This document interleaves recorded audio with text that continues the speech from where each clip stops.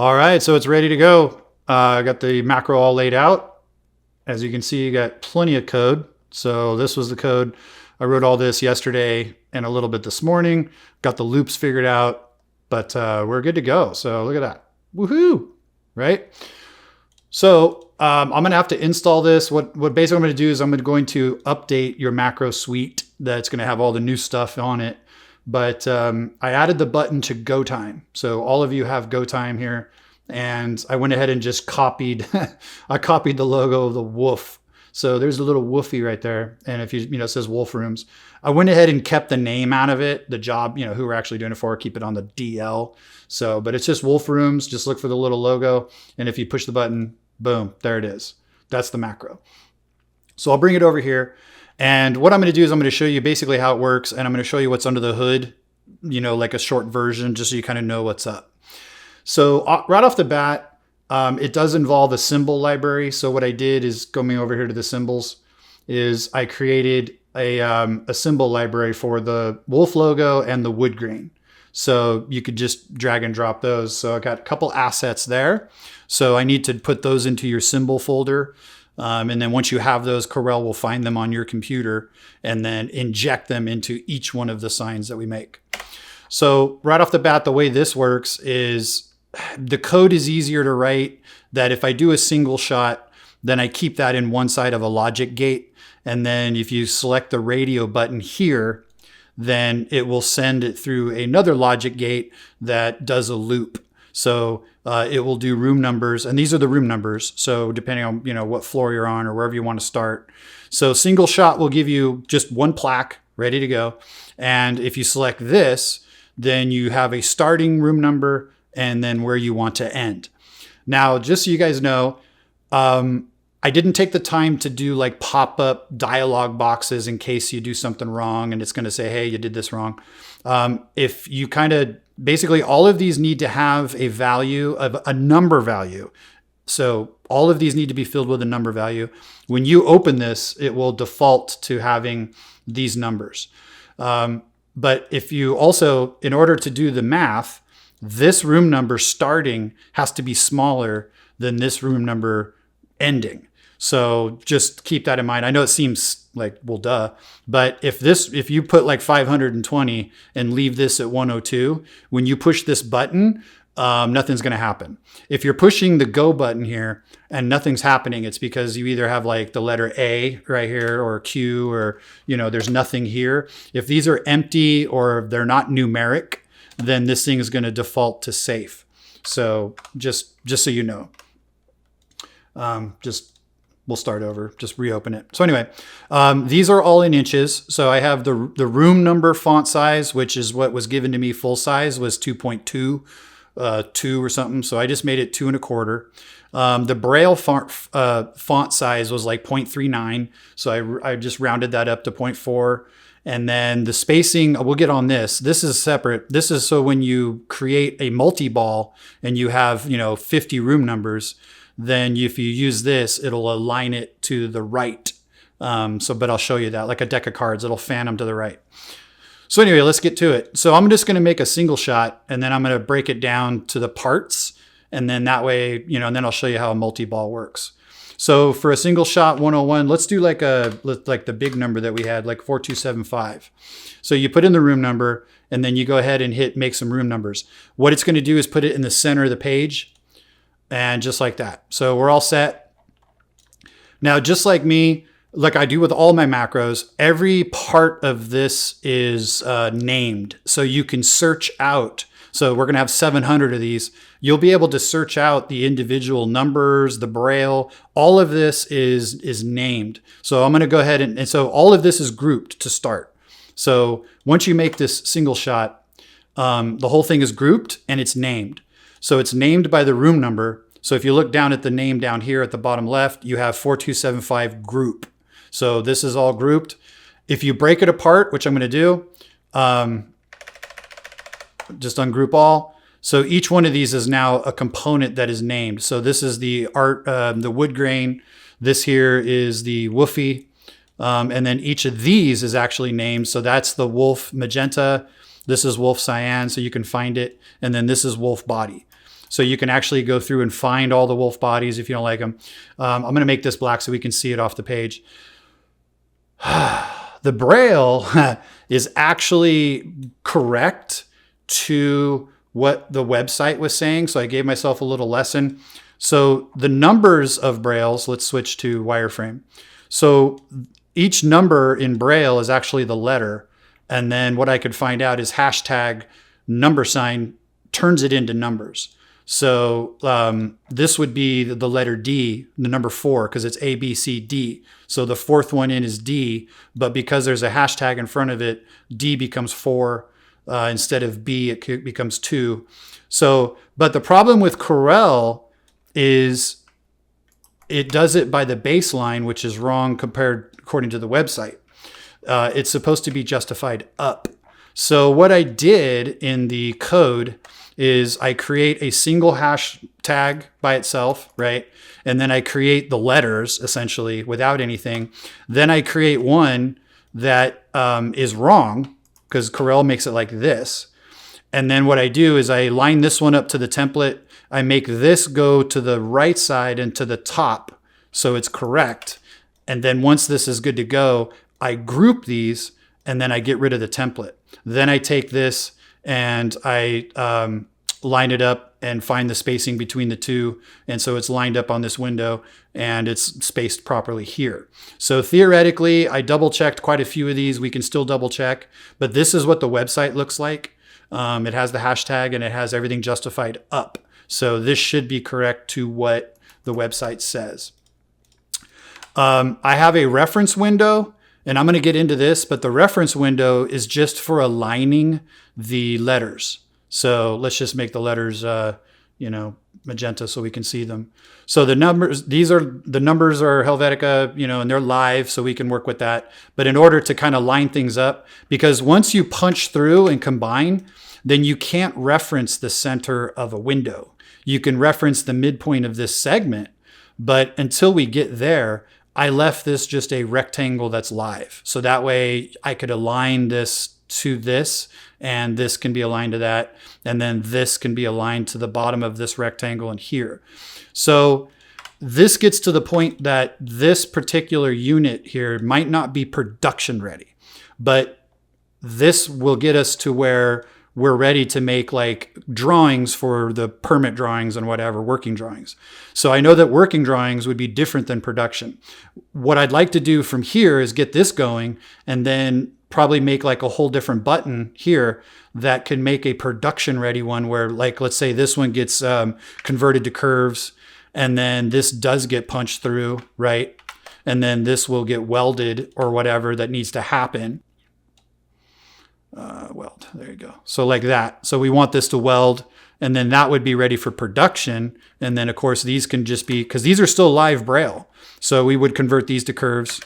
And so maybe this would be a production ready. Also, I don't know how the wood grain's getting on there. Does this mean that we also need like a rectangle that is like a little bigger on the backside or something for like an island fill? I can make that happen. So, and then maybe even we don't even have like this there, or I don't know, whatever. So I'm willing, I'd like to talk about production button versus just making these just to get them laid out with the numbers. So the whole idea about this one is just to save time with the numbers.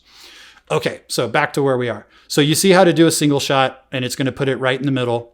What it's doing is it's referencing the symbol and then converting that to curves, and it's referencing this symbol and converting that to just back, not curves, but converting it back to a regular object.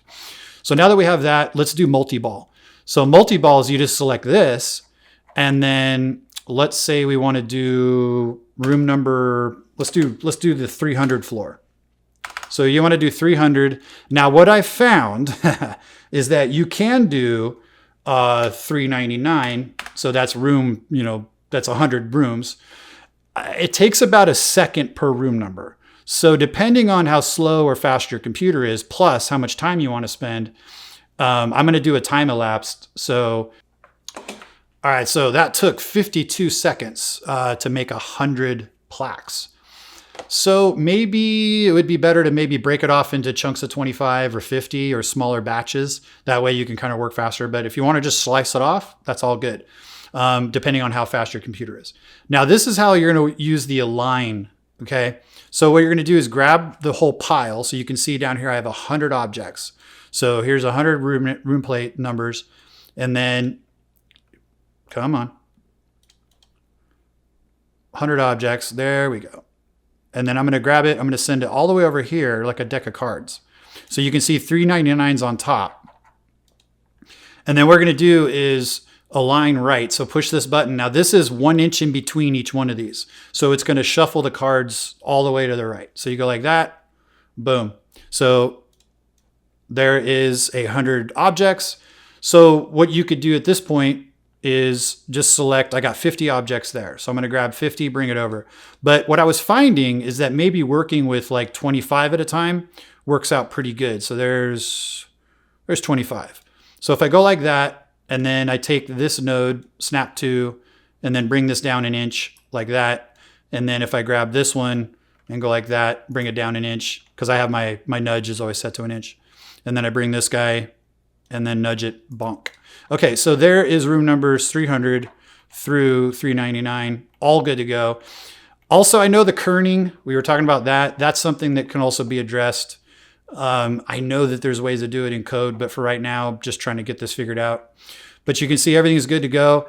And again, everything is named. So there's 300 group.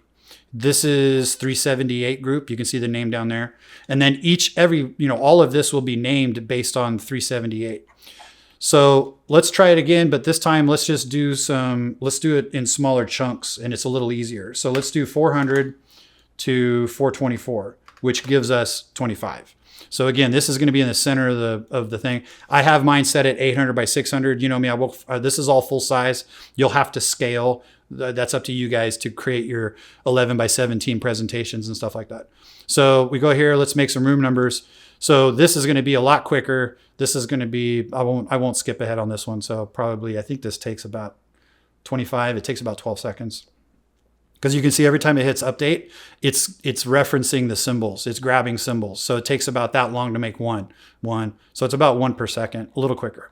So there's 424 on top, 400's at the bottom. You select all of them and you kind of bring them over. Now, now that we already have 25 set out, we can go ahead and come over here, connect that, and maybe bring this down 1, 2. I have a super nudge at a foot. So that's 24 inches down. Now hit your align, and then there's 4 through 424. All good to go. Braille's ready to go. Now we can go, you're at 424 here. So we can go 425, and then we can go to 474, and that gives us another 25. So we come down here in the center. Again, it takes, 3, 4, 5, 6. Yeah, so it takes about 1 per second, a little quicker. See, I'm running an i7 12th generation and I have 64 gigs of RAM.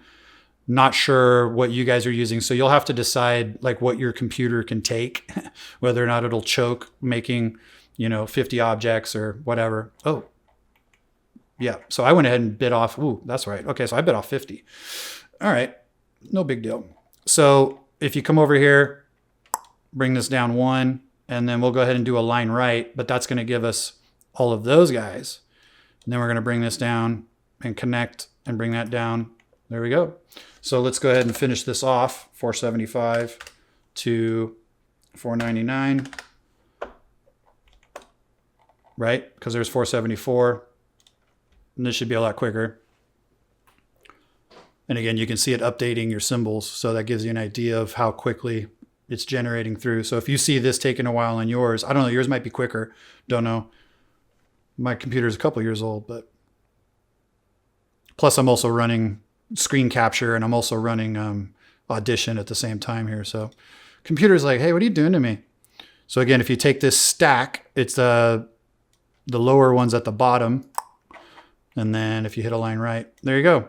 So there's 300 and there's 400. Good to go. And again, I know like Jim said, you might not have a 347, so you can just get rid of it, whatever. So let's just show the power of having everything named. Now, let's say you get a bunch of these all set up, and now you go ahead and, if you dare, ungroup everything. So now everything's ungrouped. Woohoo! So now if you come over to Launchpad, you guys all have Launchpad, and you hit Send It. Send It will help you find things. So down here on the bottom corner, the bottom left, this pull down menu, you can ignore the pull down menu. This is just a text box. And you have Pick, which will grab the name of something selected. And you have Go, which will find that throughout the selection that you have selected. And then Includes, if you click this, it's a keyword search. So things that are named wolf, if I just type wolf, but I click this, it'll find everything that has wolf in the name or whatever. So let's say we want to find all the wolf bodies, okay? Or let's say we want to get rid of the wood grain. So if we hit Pick and it says wood grain bitmap, then you select everything and hit Go, it's going to select all the wood grain bitmaps and you can do what you want with them. Delete them, make them big, make them smaller, whatever. Let's say you want to grab the wolf magentas. So if you select wolf magenta and hit pick name, it says wolf magenta. We're good to go. So now you can select all of them. You can hit Go. And then let's say you want wolf magenta to now be blue, whatever. So it's just that easy. Now let's say you want to dig out, I don't know, let's try it. Anything with a 7? So Includes 7. Just wondering. This is an experiment here. No, it just grabs everything. It was a good try. But let's say you want to find 412. Pick. This is a little bit of bug. I gotta fix that. So actually I was grabbing, so I see what I'm doing. I'm grabbing this name still. I need to grab this name. The name of that is, okay. Yeah, you guys don't need to do that. So there you go. See, look at troubleshooting as we go. You guys are the beta testers. Sorry, you're beta testers. Anyway, so that's the way it works. If you want to grab the text name, on the one shot it works. If I go like this, because the one shot is, that is correct. So if I wanted to grab just the words of that, pick that, and then see it'll grab that. If I want to grab the Braille, so this separate is Braille $.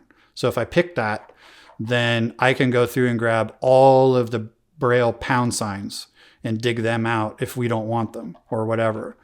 And you can just put them back. The other side is the Braille room number. So Braille room number 488. So if you pick Braille 488, you can see where it's just going to pick that one because that's Braille 488.